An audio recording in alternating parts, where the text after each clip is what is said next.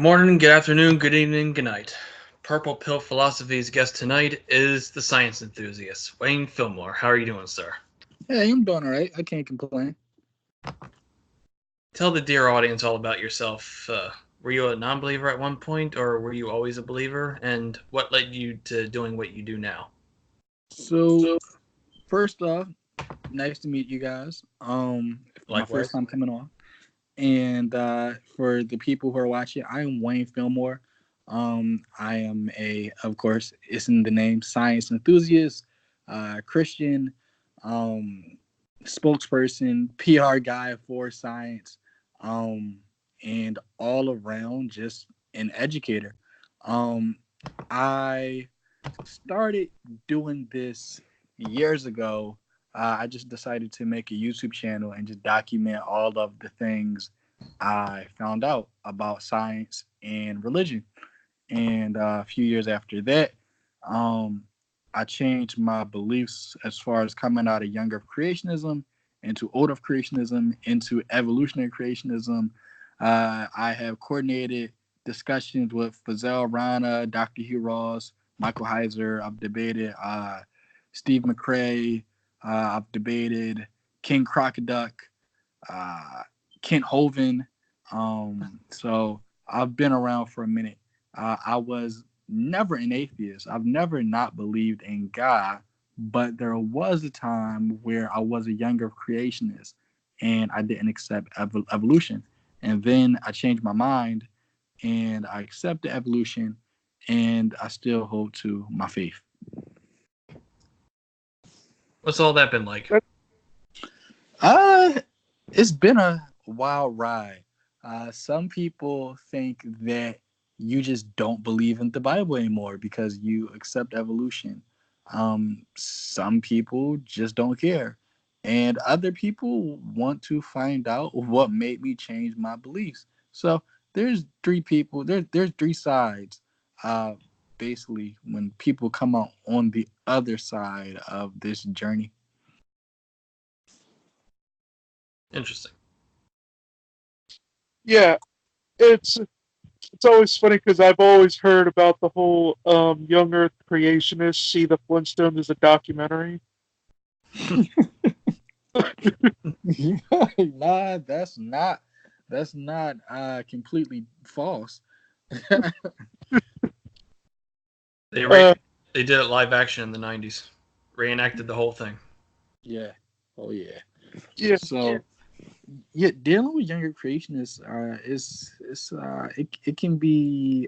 it can take its toll because younger creationists, they don't mean to do any harm, but they do more harm than what they think they're doing. Like for example, Ken Ham, Ken Hovind, the younger creationists over on that side of the fence, they are atheist factory makers because when people grow up, and they go to college and they get an education, now they understand that, oh, these scientists, these people who Ken Ham, Ken Hovind, Jason Lau, all of these big younger names, scientists really are not these evil people who sit inside of a boardroom or a lab room plotting against Christians trying to disprove anything. Scientists are just regular, everyday people like you and I who have families and life and kids and stuff.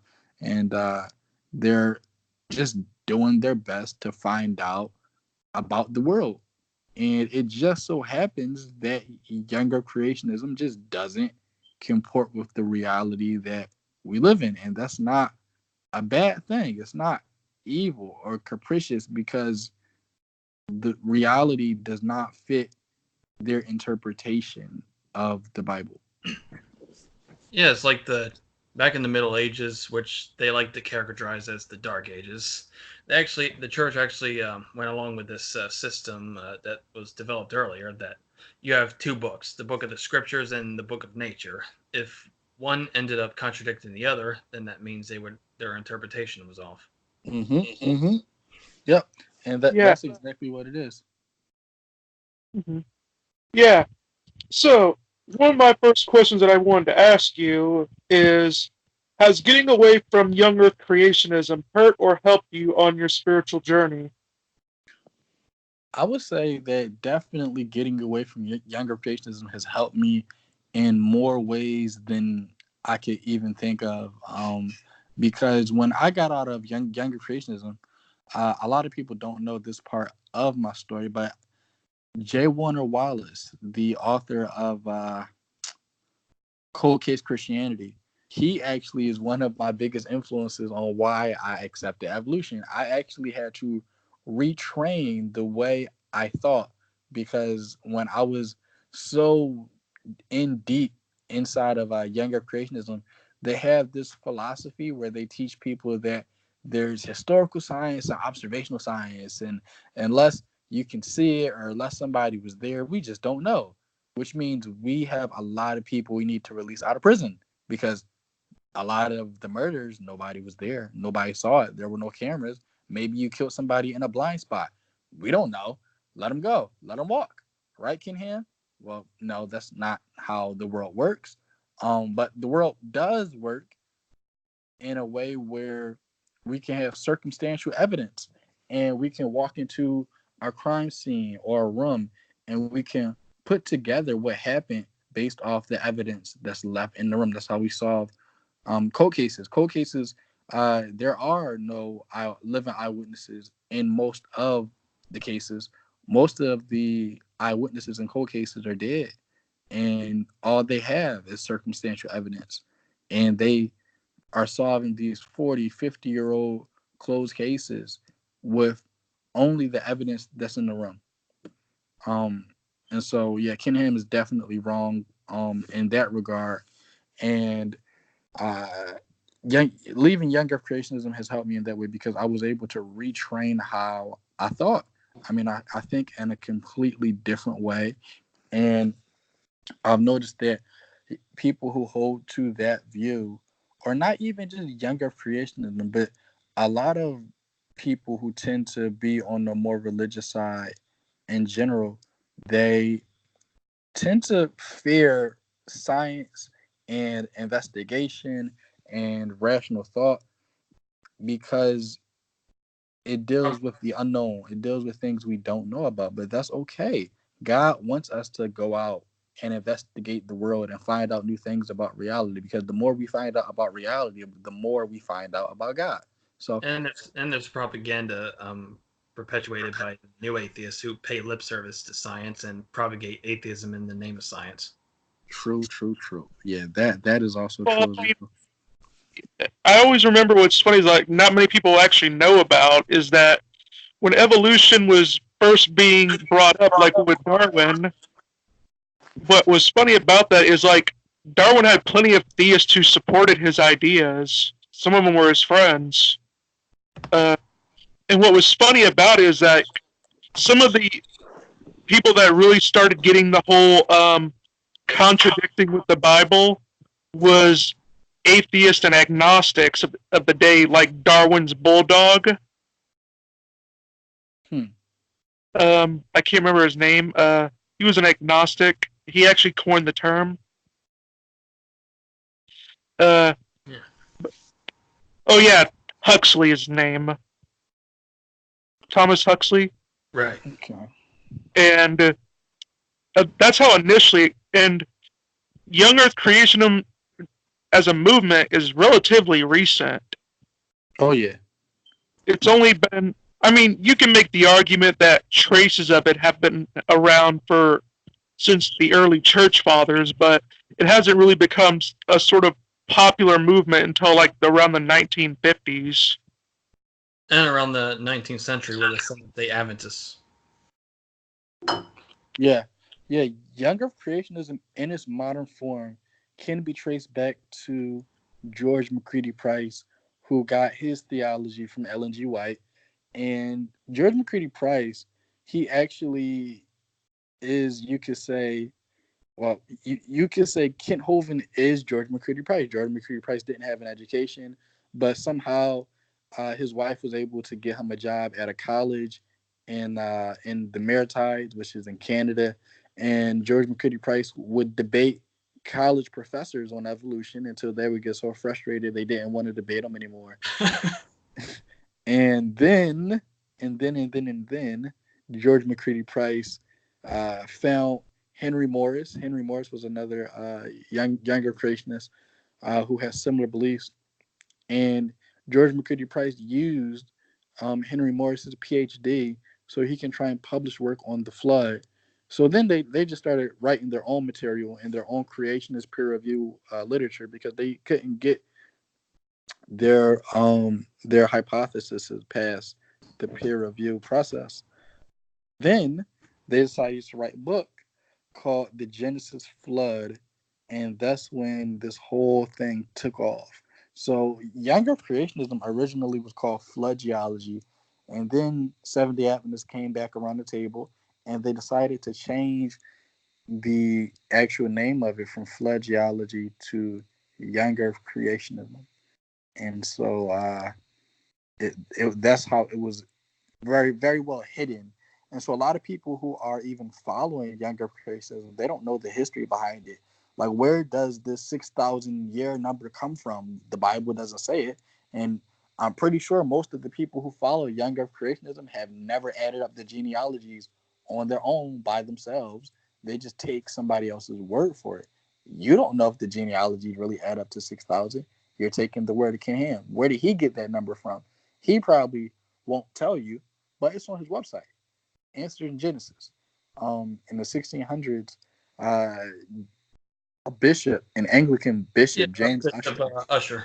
Yep, he was the guy who came up with the chronology of the Bible, and he said that Adam and Eve were made in 4004 BC on October, and Adam was made at like 8 in the morning, and Eve was made at like what 3 in the afternoon or something like that. Under what time zone? I don't know. I don't know. Yeah, that's interesting. Under what time zone? Huh? Eastern Standard. Who knows? I mirrored a video on the biblical genealogies and how they work. Like, their ages were not, they didn't live to be hundreds of years old. You look at them long enough, you'll realize that they're symbolic. Like, most of them end in sevens, and half of them are either end in fives or twos. And yeah, like Enoch himself, his Sumerian counterpart, was associated with the Sumerian city where they worship the sun, which is where 365 comes from. Huh. I learned something new. And it correlates with the Sumerian kings lists. Like, each of them, around the same number of the people from Adam to Noah. Like, they were said to have lived tens of thousands of years apart, but that's unrealistic, but it's symbolic in a way. Yeah. They definitely had this thing with sacred numbers, you know, and even today, even till this day, there are people who talk about angel numbers, you know, seeing like 222 or 333 or whatever. Those numbers are just symbolic of something supernatural or whatever, something sacred. And so even today, people hold certain numbers in high regards. We even talk about like 7. We say, "Oh, God, 7 is God's favorite number," or whatever. It means complete. You know, so people need to look at that other side of the coin, which people, I'm pretty sure, are not exposed to. But not only do I talk about younger creationism, I do have videos where I talk about atheism, and I talk about lately I have been like just in my own personal life, I've been talking to my friends about how do you get from a general idea of God to a more specific idea of God. Like, how do you get from the idea that God exists to this God is the God of Christianity? And I talk about stuff like that on my channel. I talk about how you can accept evolution and still hold to your faith in God. So I think that's probably one of the best playlists on my channel. But talk about a lot, do a lot, and I've been away from the scene for a while, but starting today, actually, I'm starting to get more interviews and debates and everything, so I can get back in there. Great. At what point did you decide to take up arms against evolution deniers in particular? It had to be around the time after I renounced younger creationism. About like maybe like 2 months after that, I became a teacher, a long-term substitute science teacher.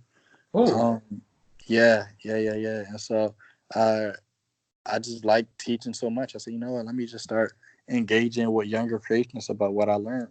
And actually, the young man Peter Cody, Peter Cordy, um, we Robert Rowley and I we debated Peter with Kent Hovind like what this is probably like 4 years ago now, but not too soon after we debated Kent and Peter, Peter actually changed his mind on evolution because of the conversations we had with Peter behind the scenes after that debate. And so you never know whose mind you might be able to change just from having these conversations over and over again, and just letting people know, look, evolution in no way threatens the core value of our faith or anything like that. nope. Jesus is still Lord. God still sits on his throne. If evolution turns Yeah. out to be true, so what? I And mean, the most common objection that young Earth creationists make about that is they'll say that, why would God make um, so much death um, first? You know, that's basically the thing. How could God arrange so much suffering and death before creating humans? Well, it's weird because younger creationists have such a big problem with death, but God uses death so he can save us in the death of his son. We're saved by grace through our faith in Jesus Christ because of his death. If it weren't for the fact that Jesus died for our sins, nobody would be saved. So even in death, God can use that for his good. And if younger creationists really do believe that, that God can take all things, good or bad, and use it for his benefit, they shouldn't have a problem with death either. another objection is that Jesus spoke of Adam and Eve and Cain, Abel, and Noah and all of them as real people. I'm like, then they try to, because that goes along with the false dichotomy between, well, you believe Adam and Eve existed or evolution happened. Like the Bible doesn't even say that they're the first humans, and Genesis 4 outright implies that other humans were around Yeah, because Cain feared for his life and like, wait, if somebody finds me, they're gonna kill me. I'm like, wait, who was there to kill him? Who was there to avenge Abel? Like, are you gonna wait another like 20 years until their son Seth was born and he'll avenge him? Like what? yeah, that doesn't make any sense.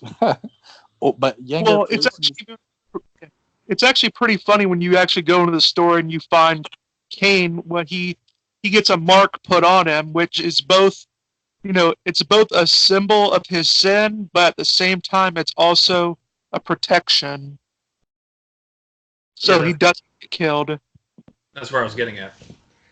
Yeah, so it is interesting, and it's funny that because usually when you go into the stories like with Lot, usually the markings, like there does seem to be a correlation with the whole markings and someone being protected by God, because that's what happened with Lot when like they wanted to. Oh wait, maybe it wasn't Lot. I'm not sure about the story. I know that they had to mark some Esau? people. Might be they had to mark some people that who were the innocent ones, and so the non-innocent ones would be judged. Yeah, so what's your position on the people before Abraham? Like, do you take them as real people or archetypes or anything like that?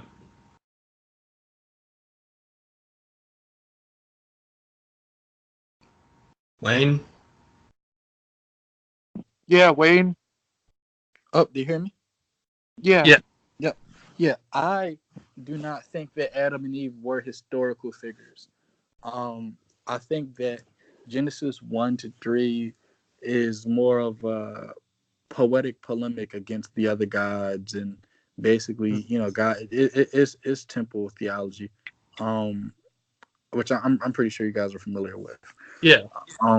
But it does get tricky because a lot of younger Christians say, well, the Bible says Adam and Eve had sons and blah blah blah blah blah And, blah.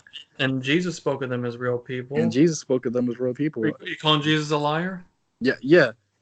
And so, it, if you were to explain something like the hydrological cycle to your 4-year-old little kid, would you use the word, I'm gonna I'm gonna tell you about the hydrological system, and I'm gonna teach you about condensation and all this stuff?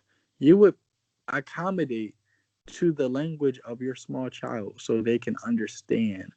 Jesus probably could have told the Israelites about evolution and speciation and how things happen from a scientific perspective, but I think that God actually enjoys in us storytelling. There's something very human about humans being able to tell stories, and Mm-hmm. we can make our own worlds, and we can problem solve with stories, and we can try and put pieces of things together. And it's something. It's a very human element of humans being able to storytell, and I think God enjoys it.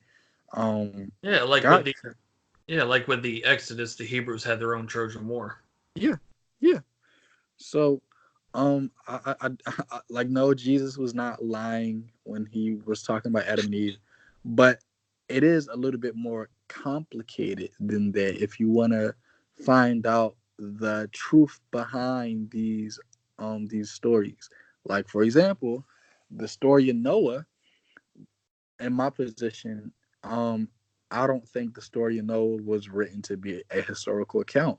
There's something deeper the author is trying to communicate to his audience. So the story of Noah actually is based on a true event, Yeah. but it probably didn't happen exactly the way the biblical author wrote it. What's going on is the flood really did happen, but different cultures they all have a common memory, or they all might remember it differently. And what they're doing is they're inserting their theological implications to it. Like, they know there was a flood, but they're trying to explain why they believe the flood happened, and why was it a good thing or why was it a bad thing. And so a lot of different cultures, they believe that the flood basically wiped out the Nephilim and etc. And a lot of them believe it was a good thing. Uh, Um, but I'm sorry, a lot of them believe it was a bad thing because it wiped out their technology and their Nephilim gods or whatever. But the biblical author is saying no, the flood actually was a good thing because humanity would have destroyed themselves, they would have corrupted themselves. And so it, it the flood really was based on a real event that really did happen. Some things might be exaggerated a little bit, but like, was Noah's name in the story actually Noah? No, No. his earliest name was Zui Sudra, or Utnapishna. Ishtim, or Atrahasis. Mm-hmm. Mm-hmm. So like little details like that. Like, was Adam's real name Adam? Was Yep. there really a person It named Adam? means mankind. Yep. Yep. So like, actually, these stories are very, very clever, well thought out Mm-hmm. um poems and stories about real events. So like, who knows, like, maybe there was a real person named Adam that Abraham descended from, but we know Abraham descended from somewhere because people just don't pop out of existence. Abraham came from somewhere, but as far as we can trace back as a literal historical person, I think the best we would have to go off of is Abraham, but that's still good enough. And also, another point I always make is just the fact that Jesus existed. We have historical evidence that Jesus existed. Jesus walked the planet. Jesus died for our sins. Just for the fact that Jesus was a human, that means that Jesus was our cousin. And so, with that being the case, the prophecy in the Old Testament still can be fulfilled, that God would send a man through the lineage of Abraham or etc. to save the world, because we're all related anyway. We're I all because find dealing with Christ mythers remarkably similar to young Earth creationists. yeah. Well, yeah, because they both tend to come from the same fundamentalist backgrounds. True. So I was wondering, Wayne, what do you think more Christians should be doing in order to get other Christians into science? You know what? That's a very good question because a lot of Christians don't want to get into science, or if they are into science, they're into younger creationism, which is more pseudoscience. So I think that number one, Christians should try and no, number one, if somebody tells you, like I have a friend, we talk about these conversations all the time. He says, "Well, I just don't want to get into science. My field is more evangelism, blah blah blah blah blah." If they really, really, really don't want to, don't Also, force it on them. You can't force it on them unless they really want to. But if they do, and the truth about the science and etc., um, definitely always try and break down these things as detailed as you can, because a lot of younger creationists, or even just a lot of people who are in a lot of these different weird beliefs, they are being taught things about the science that's not true, and they have a lot of preconceived notions. Like, for example, some might say, well, most scientists are atheists and they're trying to disprove the Bible and they're trying to disprove God. And so, definitely try and knock out their preconceived notions before you even get to the science. Definitely, you want to have a lot of theological answers ready right off the bat before you even give them the science. Most of the times when most people reject the science, it's usually because of theological reasons first. And then once they get over those theological reasons, like a lot of Christians will say they don't accept evolution. They don't accept evolution because um, humans are made in the image of God. And evolution being true, that means that, oh, humans can't be made in the image of God, right? And so a quick answer to that objection is, well, remember Jesus said God is a spirit. God doesn't have a body. And so just definitely have those theological answers ready, then give them the science. Because like I said, a lot of people only reject the science because of their theology. I was gonna get to something, but I forgot. Like, it gets like that. Yeah.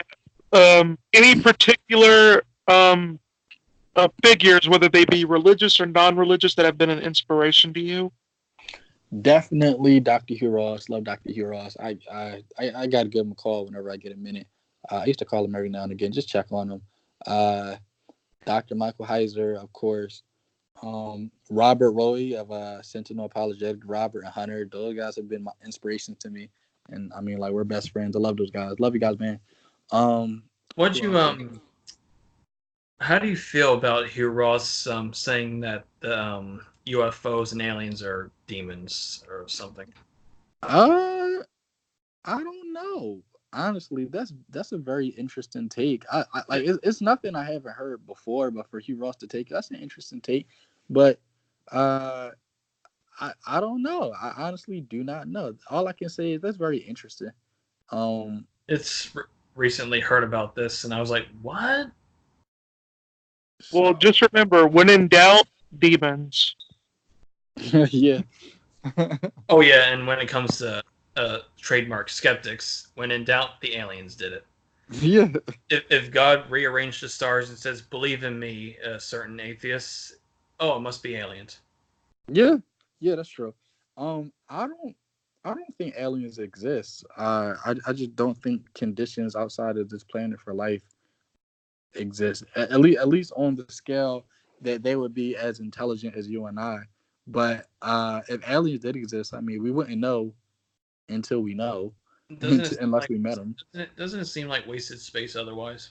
Yeah, basically, yeah. It's one of those things like, okay, like we like unless we know, we won't know about like it's I don't know. It's very trivial to me. I think it's a waste of time. Um, But for what I do know, I know there are other interdimensional beings, spirits, whatever you want to call them. Those things definitely do exist. As Christians, we ought to believe that spirits exist. There are other supernatural entities out here, whether you think they're good or bad. There are other spiritual beings out there, in the spiritual world, and definitely there are other people besides Christians who believe in them. I mean, there are witches who believe in spirits and supernatural and warlocks and stuff like Like that. Like Thor. that stuff still exists.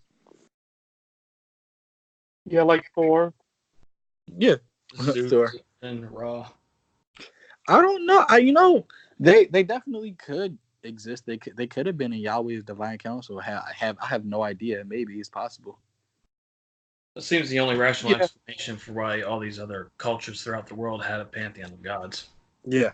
Well, you have to remember, man, that the Bible says Jesus is an avenger.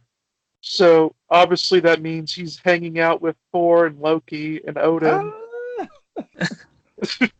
And Iron Man, because Iron Man is not a god. Yeah. Well, it's been argued that that modern day superheroes are akin to demigods. Oh yeah. Oh yeah. Modern day Well, superheroes is mythology. Stan And Lee and, is, and yeah. fun fact, Superman was based on Moses by his creators. Oh wow. Huh. well, yeah. Don't know about that. Yeah. I know Moses is not Moses. I know Superman was his body and his face were based off of real people, like a real bodybuilder and a real like actor. Uh Huh. can't remember their names exactly, but I know they're based off two real people. That's sort of common with all of them. Almost all superheroes have some trace back to some original figure. Because it's easier to draw like that. Can we just accept that Robert Downey Jr. is Iron Man? Yep. Yeah, yeah. Those can't be really another Iron Man outside of him. No. There have been other Hulks, but hard to find a definitive one True. for him. I can't remember who was the guy that played him in Lou Ferrigno. I don't know. But there's also that guy that played Thor matches him well, even though the real Thor was didn't look anything like that. He was really a really big guy with a hammer, and he couldn't even summon lightning. The myth was that he hits the giants with his hammer so hard that the sound of thunder comes about. Mm. Yeah. So another question I got is, oh yeah, I'm trying to think, what is it? Oh, what do you think about this whole growing notion of scientism that seems to be going on in the skeptic community? Oh yeah, scientism. The only way we can come to truth is through science. And to that I say, have you scientifically proven that? I mean, like it's like everybody knows it's self-defeating, or at least everybody who's not into scientism can see it, but the people who are into scientism can't see it for some reason. So it's like it's hard to find something that you're not looking for.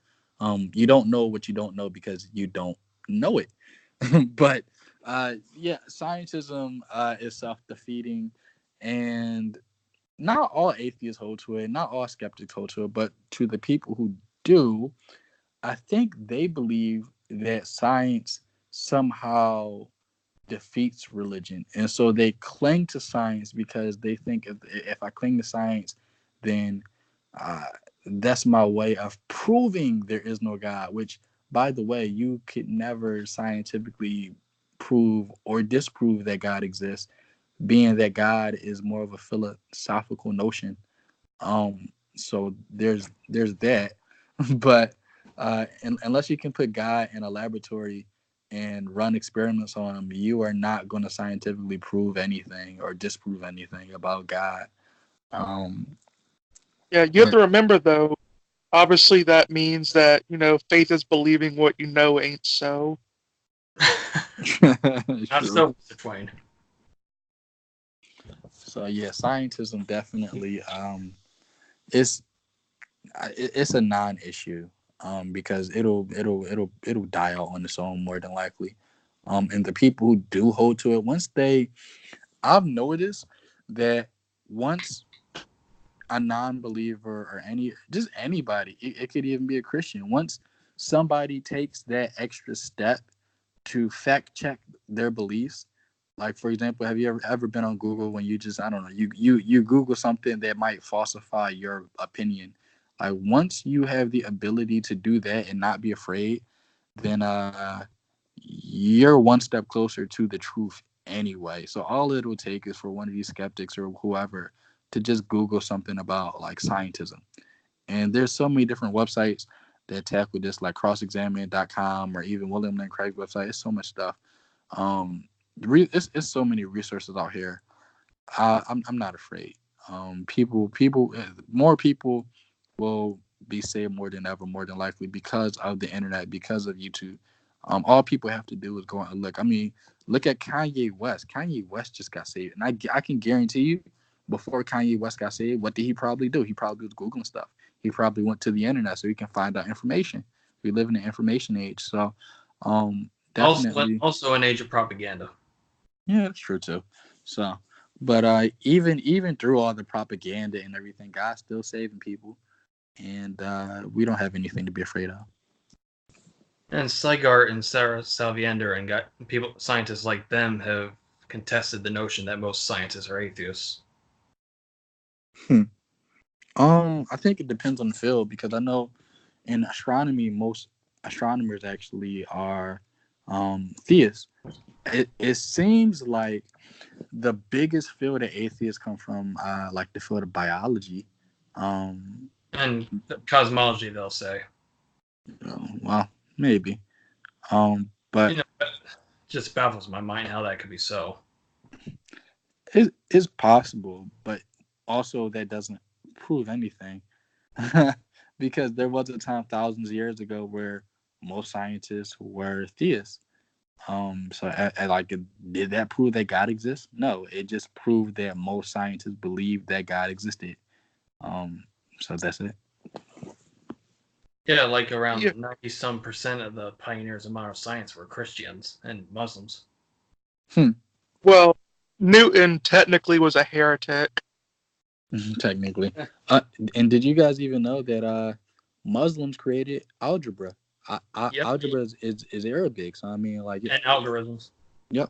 Well, there is like, it all depends on how you really define it, because the term algebra was actually a translation error, because it comes from a Muslim named Jabra, like Jabr. And what happened was when they were translating everything, like translating his mathematics into the European, like the Latin, they translated it poorly and it became algebra. And this one Muslim scientist, I forgot his name, where algorithms come from. It was his Latinized name, algorithmy. Yeah, that happens a lot. Like when you get a bunch of translation errors and no one actually bothers to go back and fix it, so we just have this common notion of stuff. Yeah. It's sort of like Indians. It's sort of like the Indians. Like the whole notion comes from when Columbus came over and he thought he was in India. Yep. But we still call them Indians, even though it was a mistake of Columbus.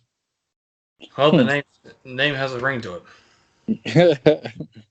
How do you think scientists like Kepler would look at uber materialists like Nihilist deGrasse Tyson and guys like them? And Kepler was a theist, right? Yep. Neil deGrasse Tyson is a very, when it comes to his atheism, he's a very arrogant person. Even though he denies being an atheist, he calls himself agnostic, but he talks very much like an atheist. Yeah, he does talk very much like an atheist. Yeah, but him being agnostic, agnostic. He knows a very great deal about science. Yeah. But when he talks about philosophy and theology, it just shows that and history. Yeah.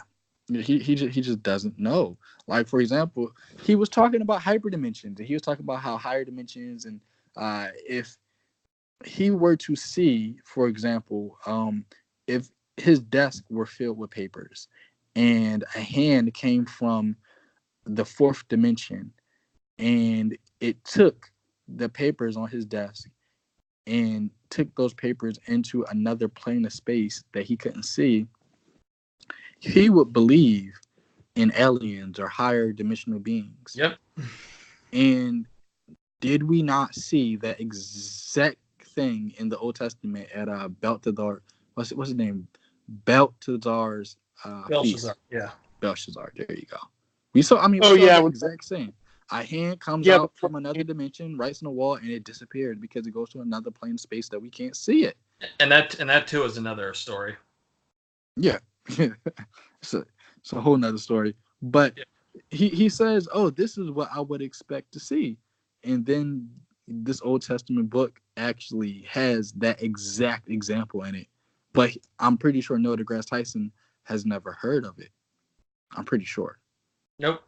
Because if he did, he would have probably cross-referenced it to that verse. He also thinks Christians, the big bad church that persecuted scientists, and that Bruno was a scientist himself, even though he was a hermetic loon. Yeah. Well, that's a little bit strong. Bernardo Bruno was a smart man. He was just He was smart, he just wasn't a scientist. Yeah, he was he was more of a mystic for his time, but he was smart he just was just more of a mystic than he was a scientist, which a lot of atheists get confused with. They think that he's this big scientist when he was, if anything, a mystic. I remember, what's funny enough, Neil deGrasse Tyson also said that people in the Middle Ages believed the Earth was flat. I'm like, People know it was around centuries before Jesus was even born. Yeah, the ancient Greeks had figured that out, and really, like everyone, even at Columbus's time, like all the educated men knew the Earth was round. So, and that whole notion comes from Washington Irving, the guy that made the Headless Horseman. Okay. Sleepy Hollow. It all comes from him because he wrote a biography on Christopher Columbus and he made up a whole bunch of lies. And there's all these myths on of course, about the myth of Galileo being persecuted is just bullshit, frankly. Isn't so?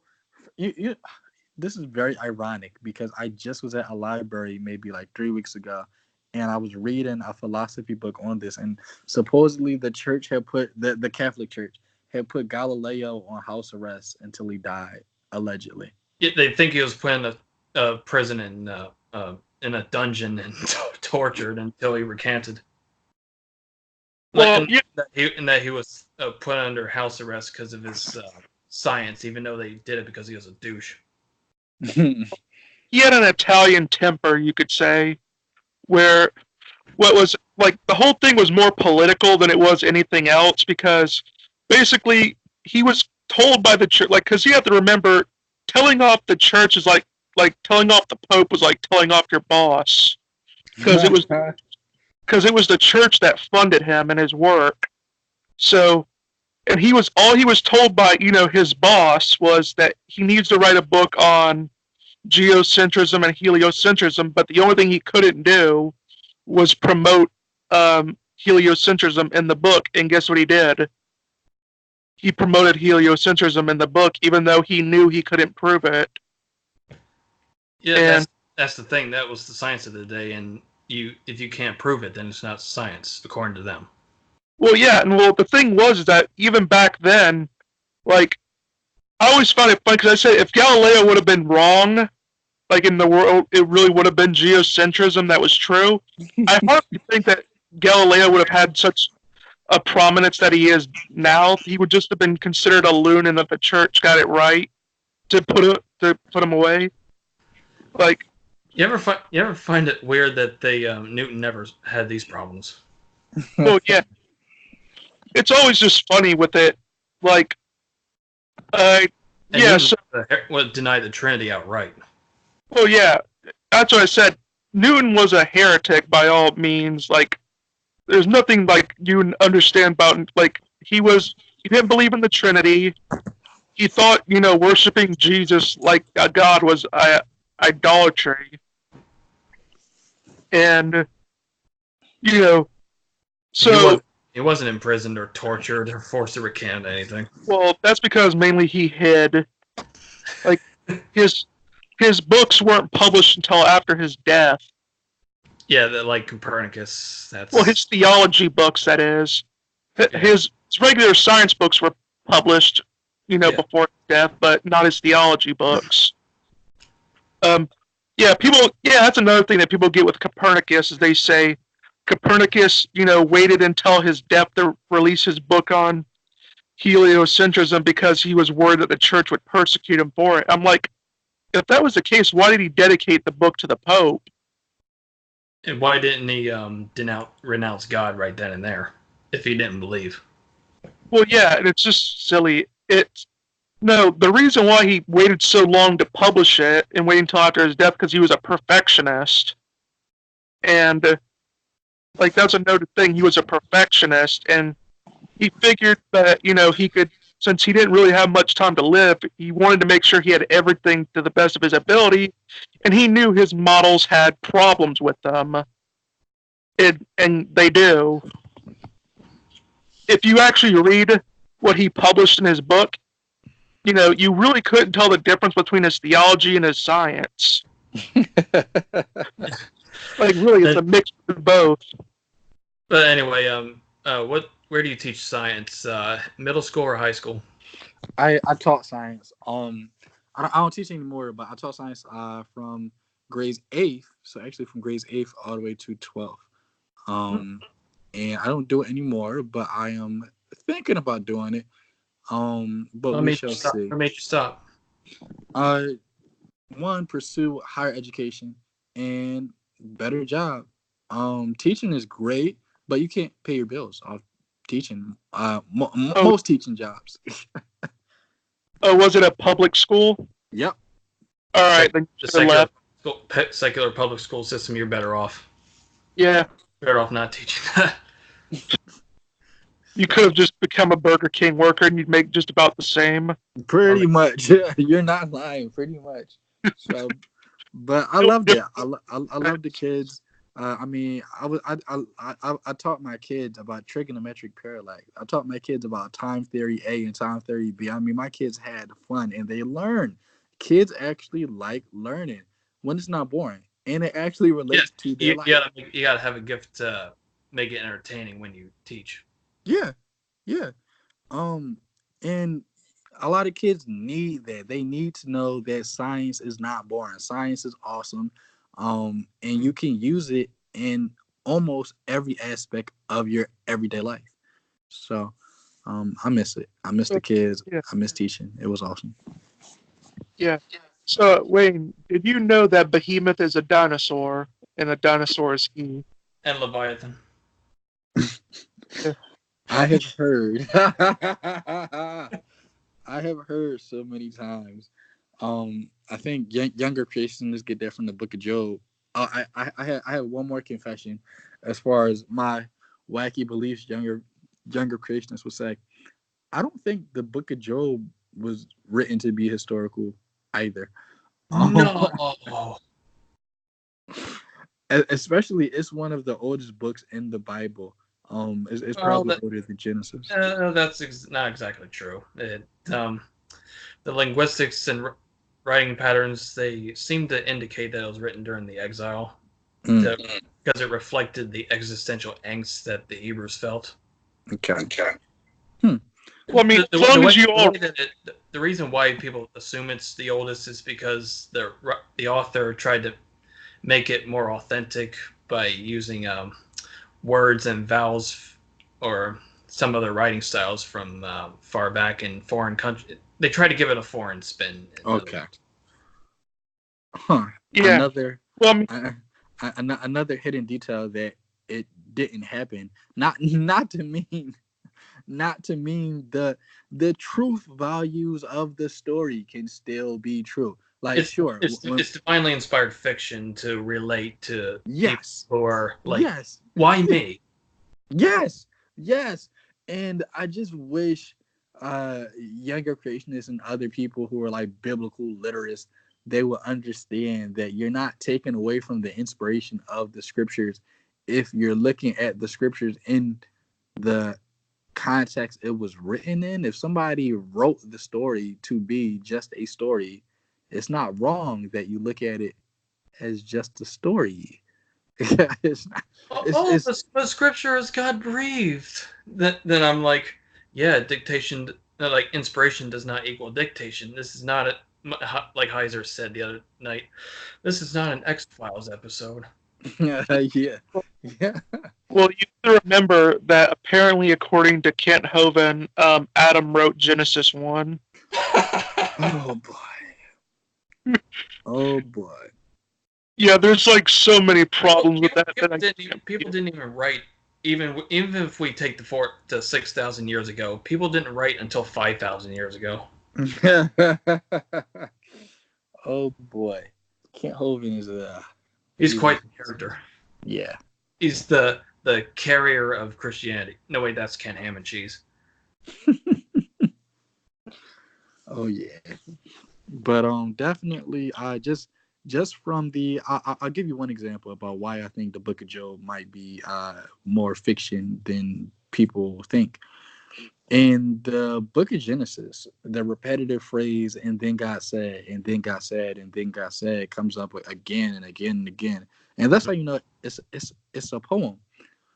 Job has this same type of writing, and you guys might be able to pick up on it before I even say it. When Job's family dies and all these things happen, what happens?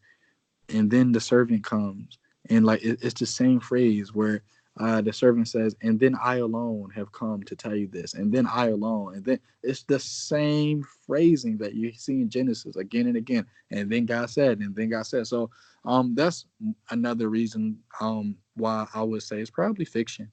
Then also, same with Daniel and them. Mm-hmm, mm-hmm. Well, I mean, as long as you recognize that it's all written by a bunch of illiterate Bronze Age goat herders. Oh boy. We're not talking about the Quran here. No, they're written by Iron Age sheep herders. Bronze and Iron Age ended long before that. Yeah. I always found that funny. It's like it wasn't written in like the only books you can really say that may have been written in the Bronze Age is Genesis 1 and Job. That's it. Like, no, they're both exile. Yeah. But that's only if you date them. Like, if nearly if the end of the Iron Age. Yeah. Yeah, and, that's only if you date them. Like, if you take, like, a really, liberal view, that's how you'd get it, like, to the Bronze Age. With either one, but you could easily put it up, like move it up a little bit, and it'll be in the Iron Age. Mm. So, I mean, it is a big thing whether or not there was actually any books that were written actually in the Bronze Age in the Bible, given the context. I always find it funny because people can date the Song of the Sea of Moses all the way back to near the Bronze Age collapse, but that's just going. Oh yeah, that's another thing. Moses wasn't his real name; it was probably Ra Moses or something like that. Huh? That's since Moses is an Egyptian name, and they later Hebrew were like, wait a minute, our central guy is Egyptian, and he has another god a part of his name. Well, that doesn't look well for us. Okay, let's just get rid of Ra or whatever god was as part of his name, and make him Moses, self-made man. Well, yeah, because Moses in of itself only means son of. Well, son of who? Yeah, that's the question. Like, son of who? Son of Ra. Yeah, that would make more sense, like on Moses. Which, I actually like the story because all the plagues are supposed to be symbolic of the Egyptian gods. Yep, and their attacks on the Egyptian gods. Mm-hmm. The Bible is just pretty much a lot of polemics Yes. against the pagans of their time. Shots fired. Yeah. They really, if there's anything you could say about the Bible, is that they really hated pagans. Yeah, you can see that. Yeah. Don't be like pagans. Well, you have to remember, man, you obviously can't wear a mixture of two fabrics. Nope. And you definitely have to go on a kosher diet, even though, like, I'm sure the Jesus guy, he sort of fixed that. Yeah. I've always found that funny because I know a bunch of atheists that will go after Christians and say, "Well, you don't follow the Bible all the way because you eat shellfish and you wear a mixture of two fabrics." I'm like, how did you not know this? Like, this is something I knew, and I was a liberal Christian. Like, and they'll always point to not one iota of or one ink less or something. I'm butchering it, but said until all is fulfilled, and I'm like, yeah, he did fulfill it on the cross. There you go. Yeah, and I'm like, I also say, like, I believe they had a verse where it said the law will never be gone or destroyed, and I'm saying it isn't. That's one. I said it isn't. If you want to join the covenant, you can still do that. It's just that with Christianity now, it's not obligatory. It's not, you don't have to. No, but the dietary laws were eternally binding. What? Well, they'll just come up with that sort of thing. Well, Jesus is the one. Jesus is the real deal because he allows his people to eat bacon. And chops. Never have it without sweet baby rays. All right. Well, we're coming up on the hour mark. All right. You have any closing thoughts? Anything else you want to share? Definitely. Well, first, I want to thank you guys for inviting me on. That's number one. Secondly, as a science enthusiast and as a Christian, I just want to let people know that you can still accept science and believe in God. And that is basically it. There should be no reason why science should ever make you feel like you shouldn't believe in God anymore, or that science in any way disproves God, or it should shake your faith. I think, was it Billy Graham or was it somebody else where they said this is God's universe, and anything we find out about God's universe, it shouldn't shake us up. But that's pretty much it. Those would be my closing remarks. Science is the slow revelation of God's blueprint. Boom, there you go. Yeah, and I believe as long as, I find it great that both atheists and Christians, along with other Jews and Muslims, can all come together and bash the young earth creationist. You're going to make me cry. We can agree on. But yeah, I would say it was great having you on, Wayne. It was, it was nice. I didn't hear about, like, Engine had told me about, like, History had told me about it a couple of days ago that we had gotten you. And I thought that would be great because I've seen all your talks with Robert Rowe. I've seen your little debate with Steve McRae. And so, yeah, I thought it was very nice to be able to have you on and talk science and the Bible. Oh, thank you. Yep. All right. So this has been Purple Pill Philosophy. Interviewing the science enthusiast. Go subscribe to him and signing off.